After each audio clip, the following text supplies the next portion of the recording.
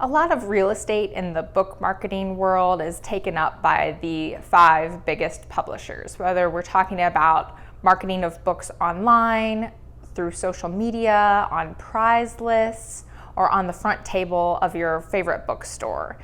And that's okay. There are thousands of amazing books published by the biggest publishers, but it does mean that it is a little bit difficult to regularly and reliably find books that you know you'll love from small publishers. Hey folks, I'm Sarah, and today I have 10 plus foolproof ways for you to find great books that you will love from small presses, independent publishers, nonprofit publishers, and university publishers.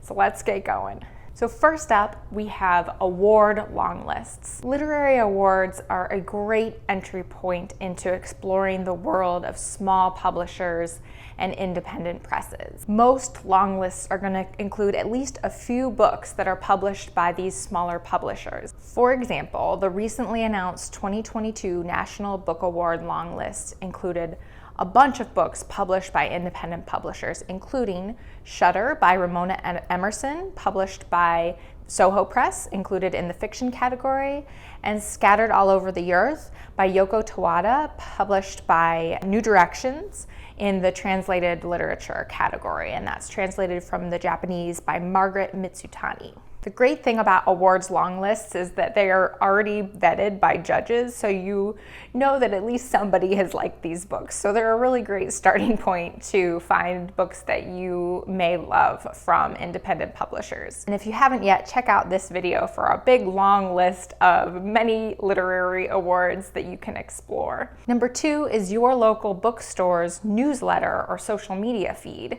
So my wonderful independent local bookstore has a fantastic newsletter, and it was through their newsletter that I found out about Handheld Press because they were so excited they were able to stock this new to them publisher. It's a UK based publisher, and because of their newsletter I placed an order for a couple of books from Handheld Press, including one of my very favorite books from the last few years that I've read, not published in the last few years, that I've read in the last few years, by Sylvia Townsend Warner, called Kingdoms of Elfin, which is a absolutely fantastic book from Handheld Press, and I wouldn't have known about it if it weren't for my store's newsletter.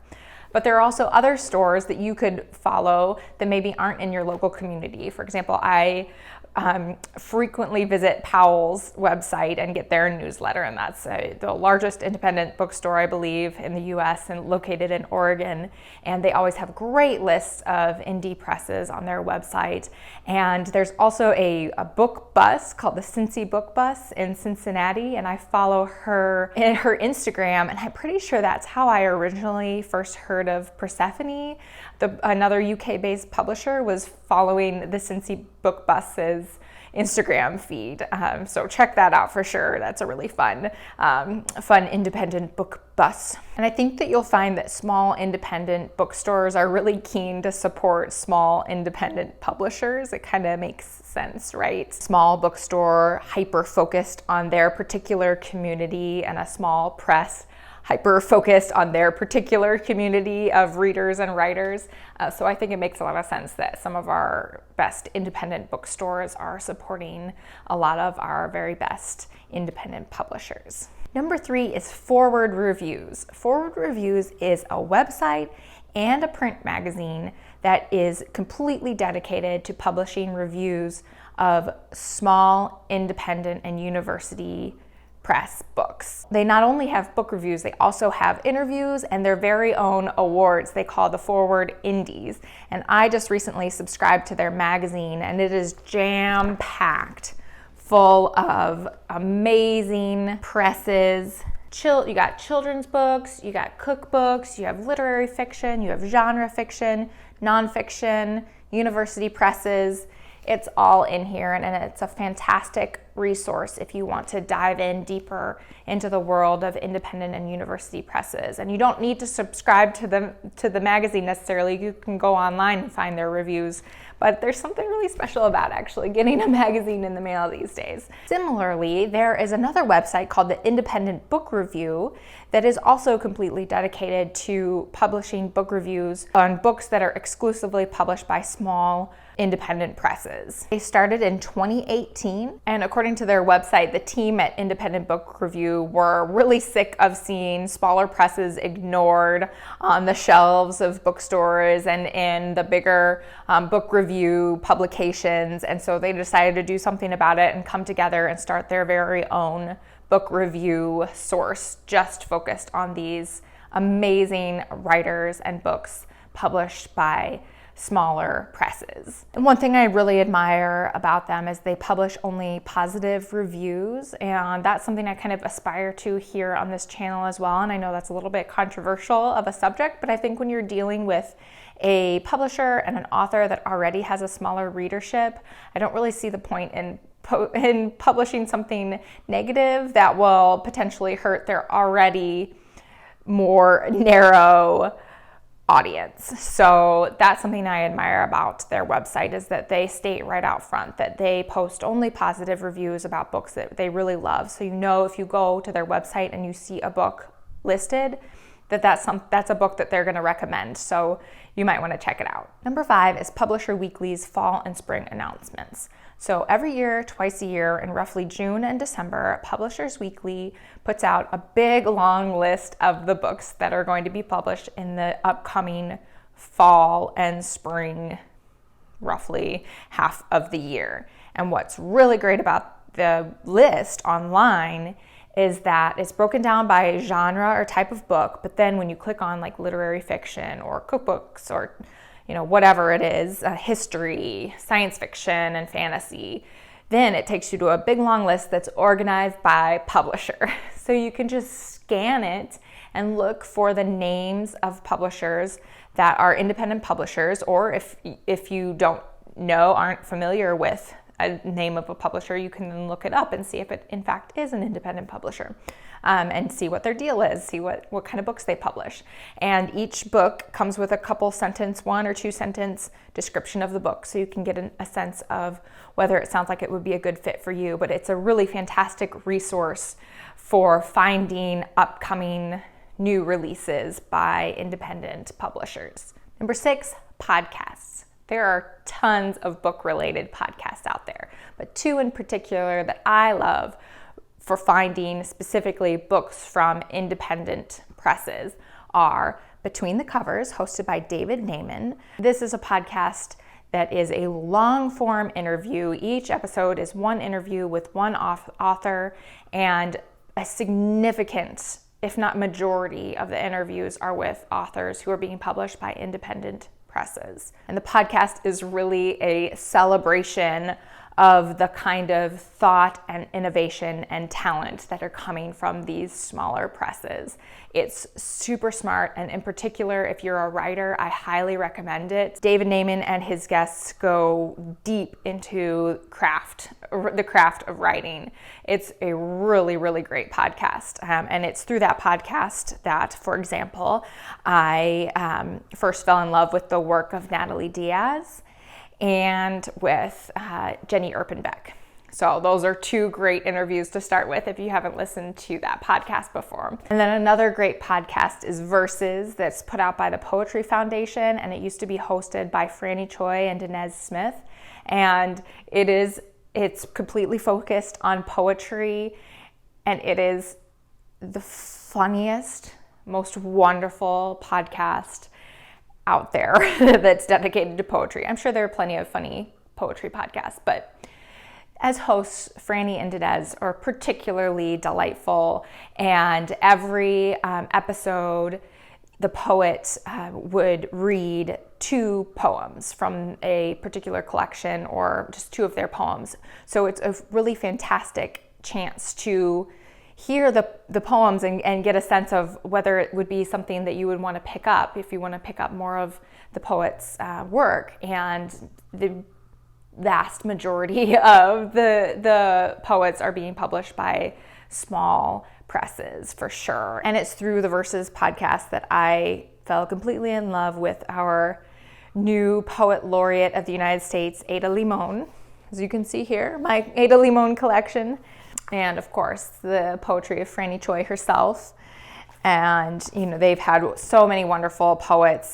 For example, Destiny O Birdsong is a really wonderful interview that I really loved as well.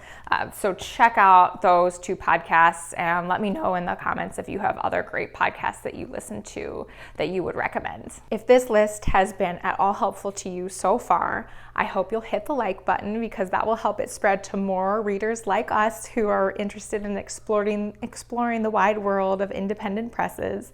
And if it reaches more readers, then hopefully those readers will buy more books from these amazing authors who deserve to be read. So thank you. Number 7 is events. Festivals, not just literary festivals, but any festival in your city or town often has booths that have been bought by publishers, and they tend to be the tiniest, most micro publishers that I see popping up in these booths at festivals. So for example, Chicago has a festival every year called the Printers Row Lit Fest, and there were lots of tents and booths for all of the local universities. They each had a table the university presses had a table at the Printers Row Lit Fest, as well as several small publishers as well. So that can be a really fun way to find new books, is to venture out to the festivals in your area and see if there are any small publishers that pop up there. Number 8 is websites like LitHub. So there are tons of book recommendation sites out there,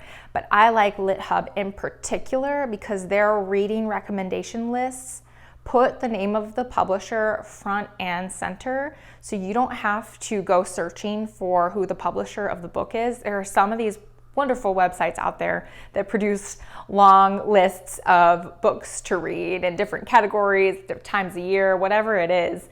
They have great lists, but they don't put the name of the publisher when they're listing the book and the author.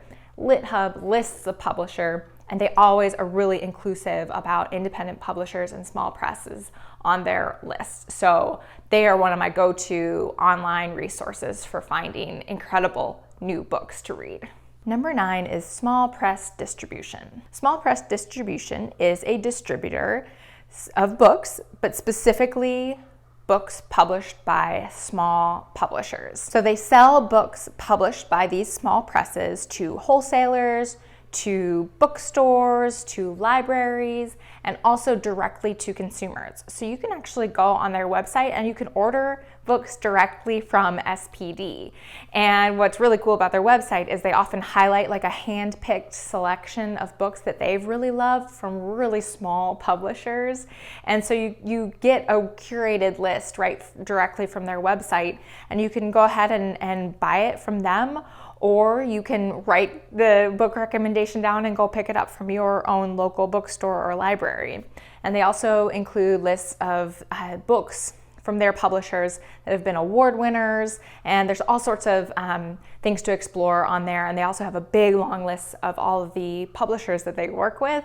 So if you are so inclined like I am, you can go visit their website and click through each publisher and see what kind of books they're publishing. And it's a huge range of types of books that they are the distributor for. So you will find something that is of interest to you. You'll probably find more than you need to find if you are like me, but it's a really cool resource. And number 10 is BookTube.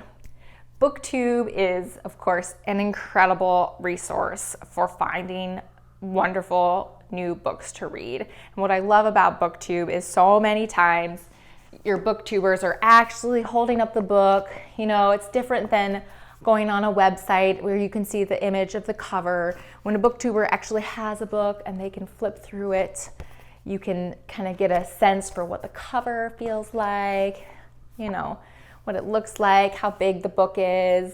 So BookTube is a fantastic place for book recommendations. If you're watching this, you know this already.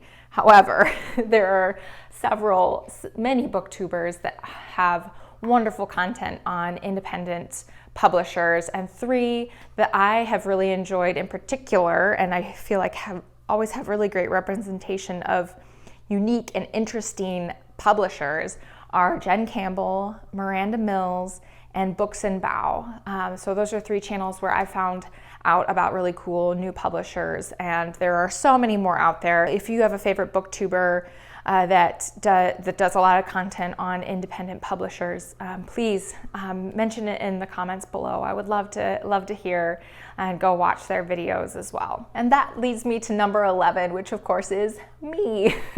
So I hope to be a resource for you for exploring independent publishers and university presses. It is my hope to explore as many of these wonderful publishers as I can, and come here to share the sense I get about each publisher's particular vision and vibe, and hopefully help you find books that you're gonna love and support these amazing publishers and writers that are putting out groundbreaking, innovative, incredible work. It's so much fun, so I hope you will join me and we'll find some books together to freak out about. Freaking out happens to be one of my particular talents, so you're in good hands. That's my list. If you have other ways of finding independent presses and university press books, please list it in the comments below. Thanks, Mom, for watching. Hope you enjoyed it. See you later. Bye.